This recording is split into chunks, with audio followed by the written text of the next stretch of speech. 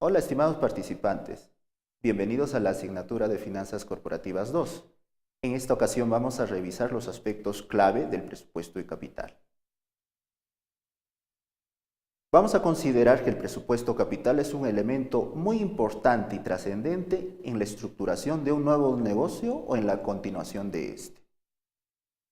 Para plantear adecuadamente los elementos que conforman el presupuesto de capital, necesitaremos considerar las fuentes de financiamiento, el costo del dinero y de proveer información inicial para su construcción. ¿Cuáles son los principales factores que influyen en el presupuesto de capital? Recordemos un poco del balance general o estado de situación financiera. Tiene tres elementos.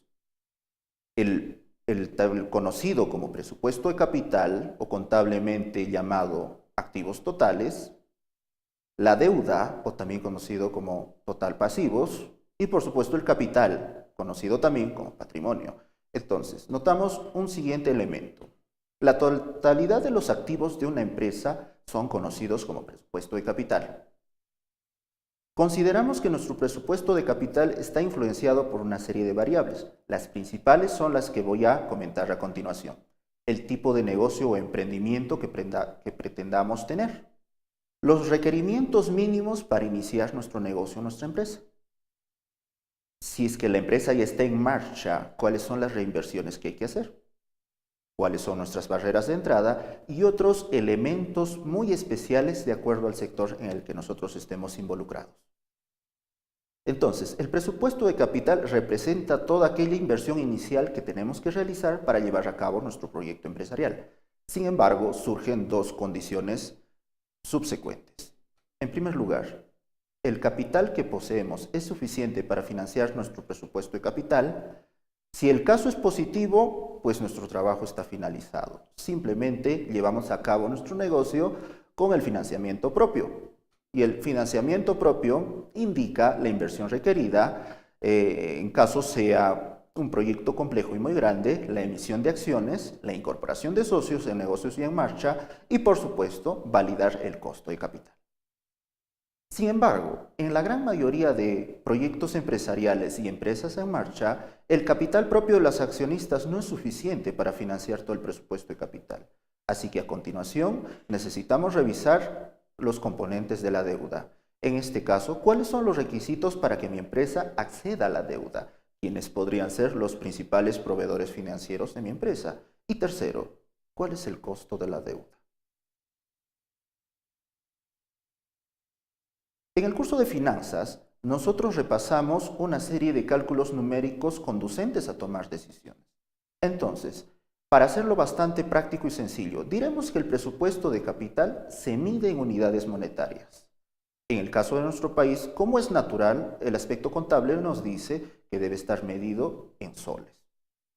Además, el presupuesto de capital medido ya en unidades monetarias representa la inversión inicial de mi proyecto de inversión. La deuda o costo de deuda es medido en términos porcentuales. En aplicaciones prácticas para nuestro país deberemos considerar como guía la tasa de costo efectivo anual. El capital o patrimonio también es medido en términos porcentuales, en este caso el costo. Se utiliza una serie de criterios para validar el costo de capital. Uno de los más comunes y más utilizados es considerar el costo de capital o el costo de oportunidad de los posibles inversionistas para mi empresa. Consideremos a su vez un siguiente aspecto al combinar el costo de deuda y el costo de capital. Al hacer un promedio ponderado entre estos dos elementos, nosotros hallamos el siguiente punto, por sus siglas en inglés WACC, o más conocido para nuestro idioma como costo promedio ponderado del capital. Este dato porcentual nos permitirá calcular el beneficio de nuestro proyecto, porque es un dato crucial al momento de calcular elementos tales como el valor actual neto o compararlos contra índices de rentabilidad como la TIR o tasa interna de retorno. Muy bien, entonces notaremos que nuestro presupuesto de capital ayuda a determinar nuestra inversión inicial.